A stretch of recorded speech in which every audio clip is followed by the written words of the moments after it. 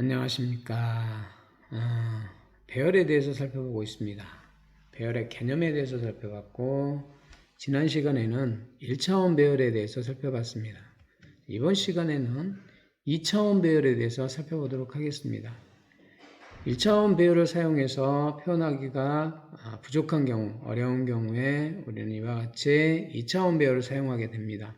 1차원 배열은 행이나 열 형태로 표현했다면 2차원 배열은 표 모양으로 많이 그립니다. 그래서 2차원 배열은 이와 같이 첫 번째가 배열의 자료형이 나오죠. 자료형. 인트 정수를 저장할 거면 배열의 정수를 저장할 거면 인트로 선언할 거고, 문자를 저장할 거면 캐릭터에서 CHA로 선언할 겁니다. 또는 실수 형태를 저장할 거다 그러면 플로트 이렇게 지정하겠죠. 두 번째, 배열명이 나옵니다. 배열명은 배열의 기억 장소에 붙여진 이름이다 라는 겁니다. 그 다음에 첨자가 2차원 배열이니까 첨자가 두 개가 나옵니다. 하나, 첫 번째 첨자, 두 번째 첨자. 그래서 2차원 배열입니다. 첨자가 한 개 있으면 1차원 배열, 두 개 있으면 2차원 배열, 세 개 있으면 3차원 배열입니다. 물론 10개가 있으면 10차원 배열이 되겠죠. 이와 같이 첨자의 개수에 따라서 우리가 1차원, 2차원, 3차원 이렇게 부른다라는 거죠. 자, 따라서 2차원 배열은 첨자가 두 개가 있다. 그래서 첫 번째 첨자는 표 형태의 행을 나타냅니다. 행을. 이와 같이 행을 나타낸다. 그리고 두 번째 첨자는 열을 나타냅니다. 열을. 자, 이런 표 형태의 배열이 2차원 배열이다. 자, 예제를 한번 보겠습니다. 자, int라고 되어 있기 때문에 FLR이라는 배열은 정수를 저장할 수 있는 배열이다. 그죠? 정수를 저장할 수 있는 배열이고, 전체 크기를 보면 행이 9개, 하나, 둘, 셋, 넷, 다섯, 여섯, 일곱, 여덟, 9개, 그리고 열이 2개, 이런 배열이 되겠죠? 이런 배열이 될 겁니다. 그래서 정수를 저장할 수 있는 배열이 FLR 00부터 시작해서 01, 그 다음에 10, 11 이렇게 해서 FLR 81까지 총 18개의 배열 요소가 생성이 된다. 첫 번째 행을 나타내는 배열이 첨자가 0부터 시작해서 8까지 9개죠. 그리고 뒤에 열을 나타내는 첨자가 0부터 1까지 2개니까 총 곱해서 18개의 배열의 요소가 나타난다.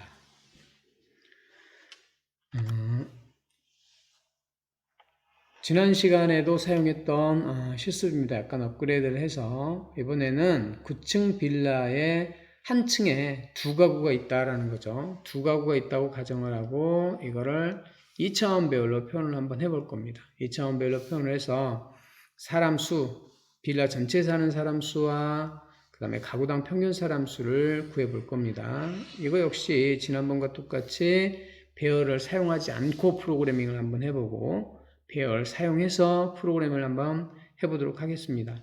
쌤은 직접 프로그래밍을 안 하고 간단한 알고리즘이기 때문에 순서나 이런 걸 안 그리지만 여러분은 연습 삼아서 해보시기 바랍니다. 자, 문제 분석을 한번 해보겠습니다. 9층 빌라에 사는 사람 수는 이와 같이 1층 1호 라인부터 시작해서 9층 2호 라인까지 총 18가구가 있다라는 거죠. 그래서 각 층에 사는 사람, 각 층, 각 호수에 사는 사람의 수가 3명입니다. 그죠? 첫 번째 1-1층 1호 라인에 3명, 1층 1호 라인에도 3명, 2층 1호 라인은 4명, 2층 2호 라인은 3명. 자, 이렇게 데이터가 있습니다. 이 데이터들을 입력하기 위해서 각각 변수가 필요하죠. 배열을 사용하지 않으면 이렇게 18개의 변수를 선언을 해야 된다라는 겁니다. FLR _1-1부터 시작해서 FLR 9-2까지 이렇게 해서 총 18개의 변수를 선언해야 된다. 정수형 변수 18개가 필요하다라는 겁니다. 이거를 직접 프로그래밍을 한번 해보도록 하겠습니다. 물론 쌤이 다 제대로 프로그래밍을 해야 되는데 일부 생략을 했습니다. 페이지의 공간도 있고 수고도 좀 줄이기 위해서 약간 줄였습니다. 자, 첫 번째 문장은 include stdio.header. stdio. 표준 입출력 헤더, 스탠다드 인풋 아웃풋 헤더 파일을 여기에 포함시켜 주죠. 이 헤더 파일에는 뭐가 있냐? 입력과 출력, 표준 입력과 출력에 관련되어 있는 함수들이 들어 있습니다. 그래서 이 함수들을 내가 만들어 쓰는 게 아니라 이 안에 들어있는 헤더 파일에 있는 함수들을 불러서 사용할 거기 때문에 제일 앞에 붙여주는 거죠. 이거 말고도 우리가 필요에 따라서 뭐 라이브러리라든가 다른 헤더 파일들을 인클루드 시켜서 정의하지 않고 이미 만들어져 있는 것들을 이렇게 사용할 수가 있습니다. 자, 메인이라는 함수입니다. 그죠? C어는 함수로 구성되어 있는데 항상 메인 함수가 실행된다. 나머지 함수들은 메인에서 호출해서 쓴다라는 겁니다. 자, 정수입니다. 선언했죠. 정수형 선언 변수가 FLR 1-1부터 시작해서 몇 개? 18개의 변수가 선언돼야 됩니다. 9층 이후 라인까지 해서 18개의 변수를 쭉 선언해야 된다. 생략된 겁니다. 그 다음에 총 사람 수를 구할 TOT라는 정수형 변수를 선언했습니다. 가구당 평균 인원수를 계산하기 위해서 average 값으로 사용하기 위해 얘는 플로팅 포인트 형태, 즉 실수를 저장할 수 있는 소수점을 포함한 숫자를 저장할 수 있는 형태로 선언을 했습니다. 이대로 출력되겠죠. 프린트 포맷이라는 함수는 더블 코테이션에 있는 걸 그대로 출력한다. 물론 오타가 있어도 그대로 출력합니다. 1층 1호에 한 칸 띄었죠. 이것도 당연히 띄어서 나옵니다. 4는 한 칸 띄고 사람 띄고 수 띄고 콜론 나오고 한 칸 띄고 이렇게 모니터에 출력이 될 겁니다. 표준 출력 장치에. 그리고 스캔 포맷문을 이용해서 입력을 받습니다. 어디서? 키보드에서 입력을 받죠. 어떤 형태로? 10진수로 입력을 받는다 라고 되어 있죠. %t 즉 FLR 1-1이라는 변수에 %가 붙어 있으니까 이 주소에다 주소연산자니까 이 주소에다가 10진수를 입력받습니다. 그래서 두 번째 2호 라인도 입력받아야 되니까 이거는 지금 1호 라인을 입력받은 겁니다. 1호 라인 2호 라인 여기는 2호 라인을 입력받는 거죠. 2호 라인. 자, 해서 1층 2호에 사는 사람 수에서 1-2를 이와 같이 입력받습니다. 이거는 오타네요. 이건 지워져야 되죠.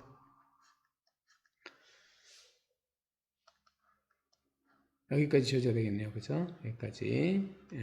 자, 해서 이 문장이 여기서부터 여기까지의 문장이 지금 한 층에 1호 라인과 2호 라인을 입력받은 겁니다. 이게 9번 반복돼야 되겠죠. 9층까지. 1층 받았으니까 2층 1호에 사는 사람 수 FLR 2-1 2층 2호 라인에 사는 사람 수 FLR 2-2 이런 식으로 이 문장들이 9번 반복돼야 될 거다. 생략해 놓은 겁니다. 그래서 다 입력받았으면 이제 총 사람 수를 계산하기 위해서 TOT에다가 누적시켜야죠. FLR 1부터 시작해서 FLR 9층 이후 라인까지 18개 변수들을 다 더해줘야 됩니다. 그쵸? 18개 변수를 더해야 전체 사람 수를 구할 수 있다. 그 다음에 이 다 더해서 누적되어 있는 전체 사람 수를 가구 수인 18로 나누어 주면 가구당 평균 사람 수가 나오겠죠. 그 값이 AV에 저장이 된다. 18이 아니라 18.0을 쓴 이유는 지난번에도 설명했지만 정수와 정수를 계산하면 그 연산 결과가 정수가 나온다라는 겁니다. 즉 소수점 뒤에 숫자가 안 나와버리죠. 그래서 하나는 이와 같이 실수를 만들어서 실수와 정수가 연산이 되면 정밀도가 높은 실수 형태가 되기 때문에 연산 결과가 실수 형태가 되기 때문에 실수로 만들어 준 겁니다. 자, 그래서 이대로 출력되겠죠. 빌라에 사는 사람은, 자, 변환 문자 하나 나왔습니다. 이 글자는 그대로 찍히는 게 아니다. 변환 문자 퍼센트가 프린트 포맷문에 있는 퍼센트가 붙는 변환 문자들은 변해서 찍힌다라는 거죠. 얘는 디시멀로 변할 거고 이 자리에 10진수로 변해서 어떤 값이 찍히고 얘는 플로팅 포인트 부동수준 형태의 숫자가 여기에 찍힐 거다라는 거죠. 해서 이와 같이 변환 문자 두 개가 나오면 그 뒤에 이 변환 문자의 숫자나 아니면 어떤 변수가 변할 앞에 있는 10진수로 변할 변수나 또는 숫자가 이 자리에 올 거다라는 걸 우리는 알 수 있습니다. 그죠? 두 번째도 당연히 하나가 변환 문자가 두 개 있으니까 이런 게 두 개 있다. 변수나 어떤 숫자가 두 개 있다. 이 값이 AVE에 저장되어 있는 어떤 값이 이 위치에 %F 대신에 %F 형태로 즉 부동소수점 형태로 변해서 이 자리에 찍힌다라는 겁니다. 자, 이와 같이 지금 배열을 사용하지 않고 직접 변수를 사용한 경우에는 이와 같이 프로그램이 아주 길어진다. 그쵸? 자, 그러면 이번에는 이제 배열을 한번 사용해서 프로그래밍을 해보도록 하겠습니다. 배열을 사용하게 되면 이와 같이 FLR 배열은 C언어의 배열은 0부터 시작하기 때문에 1층 1호 라인은 FLR 00로 표현되어 있는 겁니다. 그래서 마지막에 9층의 2호 라인은 FLR 81 이렇게 선언이 되겠죠. 나머지는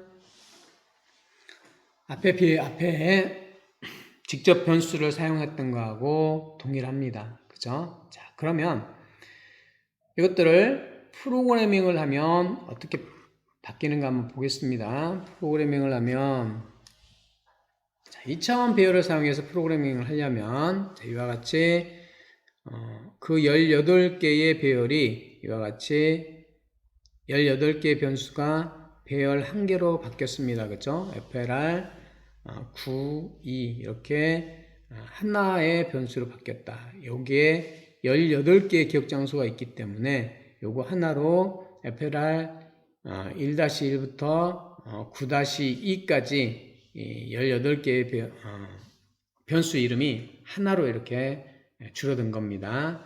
그리고 우리가 앞에서 프로그램은 똑같은 거의 비슷한 문장을 18번을 써야 됐는데 여기서는 지금 i와 j라는 변수를 이용해서 i와 j라는 변수를 이용해서 반복문을 사용할 겁니다. 대개 우리가 이런 2차원 배열을 초기화시키거나 값을 입력받거나 이럴 때 많이 쓰는 방식이 이와 같이 다중 반복문입니다.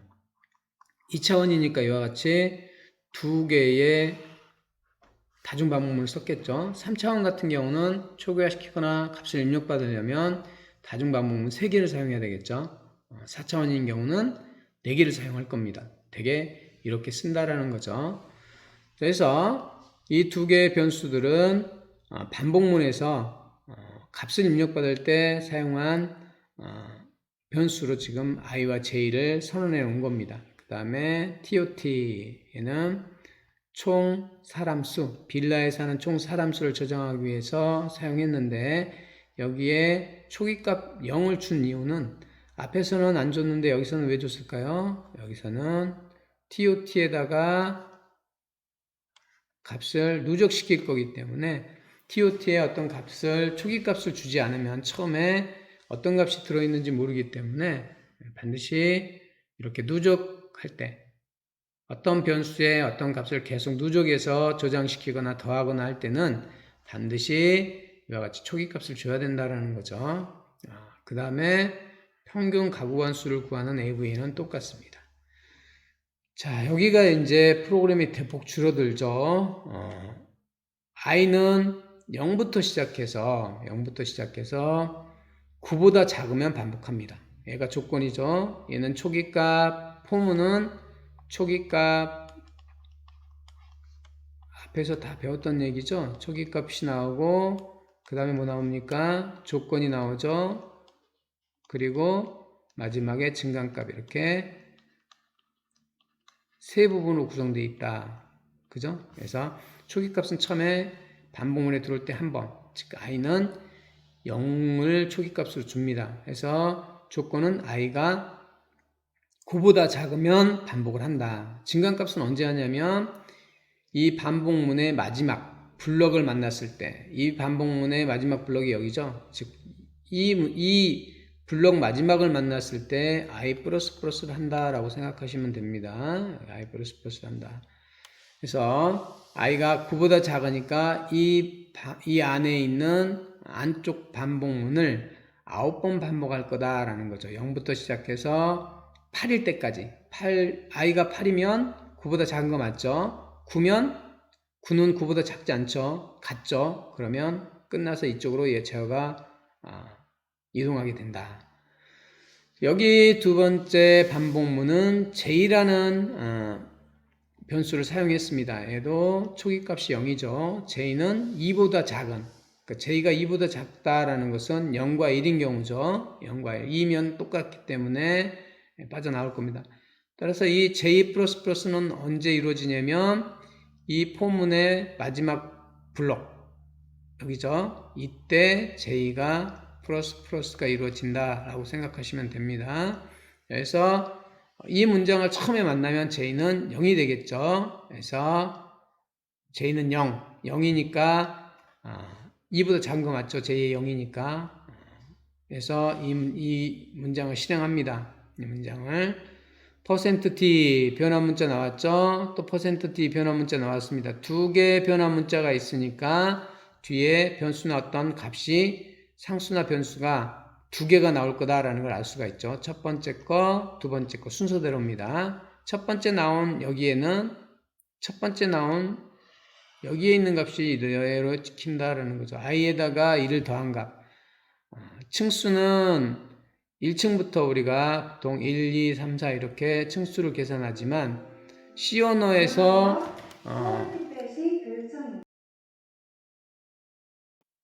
네, 잡음이 있었죠. 코로나 때문에 잡음이 일부 들어갔습니다. 자, 이렇게 해서 이 자리에는 따라서 i 값이 처음에 0이었으니까 1이 찍힐 거고, 여기는 j값도 0이니까 1이 찍히겠죠. 그래서 1층 1호 라인. 사람들은 1층, 2층, 3층 하지만 컴퓨터는 배열은 0부터 시작하기 때문에 이와 같이 변수 i와 j 변수에다가 일식을 더해 준 겁니다. 해서 이렇게 입력을 받는다. 그리고 그 값을 총 인원수인 TOT라는 변수에다가 계속 누적을 시켜 놓습니다. 이 반복문이 다 끝나면 TOT는 1층 1호 라인부터 시작해서 9층 8일까지, 그죠? 8일까지 9층 2호 라인까지 다 사람 수가 더해질 겁니다. 이거를 18가구이기 때문에 18로 나누어 주면 평균 가구당 평균 인원수가 나온다라는 거죠. 그래서 이렇게 출력해 주면 되겠죠. %t 하나, 둘, 두 개가 나왔으니까 여기도 변수나 상수가 두 개가 나온다. 첫 번째 거는 첫 번째 나온 변환 문자, 두 번째 변수나 상수의 값은 두 번째 나온 변환 문자 자리에 그대로 출력이 된다라는 것입니다. 자, 프로그래밍을 직접 해보면 이와 같이 코딩을 하면 되겠죠. 이렇게 쌤은 지금 데브C를 이용해서 코딩을 한 겁니다. 이렇게 코딩을 해서 컴파일 에러가 없으면 아마 금세 될 거고, 그러지 않으면 컴파일러를 잡는 데는 시간이 좀 걸리겠죠. 결과를 보면 이와 같이 데이터를 18개를 집어넣게 되면 사람 수와 가구당 평균 가구원 수가 이렇게 나오죠. 자, 배열 초기화하는 방법입니다. 초기화 방법은 이와 같이 자령에 맞는 값을 할당한다 라고 했습니다. 그죠? 자, 이와 같이 int a의 첨자가 2,3인 경우에 이렇게 초기값을 주면 순서대로 이렇게 0,0에는 10, 0,1에 20, 즉 두 번째에 있는 첨자부터 먼저 증가해서 이와 같이 저장이 된다라는 겁니다. 첫 번째에 있는 첨자부터가 아니라 뒤쪽에 있는 두 번째 있는 마지막에 있는 첨자부터 카운트가 되면서 저장이 됩니다. 이와 같이 중괄호 안에 다시 중괄호를 사용해서 이렇게 초기화를 시킬 수도 있습니다. 값을 할당할 수도 있다라는 거죠. 그러면 이거는 0,0부터 0,1, 0,2, 1,1, 0, 1,1, 1,2 이렇게 저장이 된다. 즉, 이 두 개는 똑같은 결과를 갖는다라는 거죠. 배열 요소보다 초기화에 필요한 값이 적으면 나머지는 0으로 초기화가 된다. 자, 이와 같이 2차원 배열이나 여러 개인 첨자가 여러 개인 다차원 배열 같은 경우에는 초기화를 시키게 되면 이와 같이 초기화를 시키면 첫 번째가 하나밖에 없죠. 두 번째는 두 개만 있죠. 이런 경우에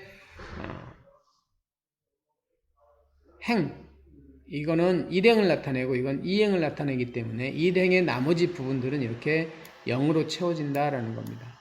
그리고 2행에서도 똑같이 뒤쪽에 남은 부족한 부분들은 0으로 채워진다. 자, 마지막으로 쌤이 간단한 실습을 예제로 냈습니다. 아마 여러분 이 예제까지 하면 꽤 많은 시간이 걸릴 텐데 프로그래밍은 기능이기도 합니다. 많은 연습을 통해서 숙달이 돼야 익숙하게 프로그램을 작성할 수 있고 또 프로그래밍 하는데 시간도 그만큼 줄어들죠. 실습 과제입니다. 10명의 학생, 국영수, 프로그래밍 정보처리 이렇게 5개 과목의 데이터 값을 어떻게 초기값을 배정을 해서 2차원 배열의 초기값을 중괄호를 이용해서 이렇게 초기값을 배정한 다음에 이거의 총점, 평균, 그 다음에 총점을 이용한 석차를 한번 구해보는 겁니다.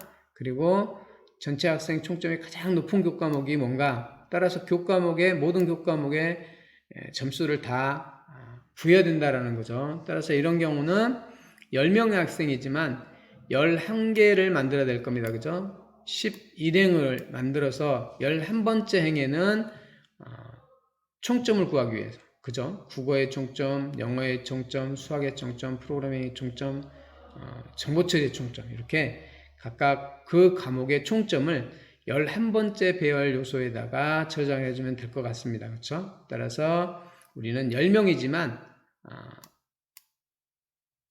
첫 번째 첨자는 11, 그죠? 두 번째 첨자는 과목이 몇 개죠? 5과목이니까 5 이렇게 잡아주면 11번째 행에는 각 과목의 총점을 계산할 때 사용할 수가 있다라는 거죠. 물론 초기화를 시켜야 됩니다. 그죠? 11번째 배열 위치에 어떤 초기값을 반드시 넣어줘야 0을 넣어줘야 누적을 시켰을 때 이상한 값이 안 나오겠죠. 자, 이렇게 해서 전체 학생 총점이 가장 높은 교과목과 가장 낮은 교과목을 구하는 것까지 여러분 실습을 한번 해보길 바랍니다. 자, 그리고 그 결과값을 그 프로그래밍을 하드카피를 떠서 게시판에 올려주면 되겠습니다. 여러분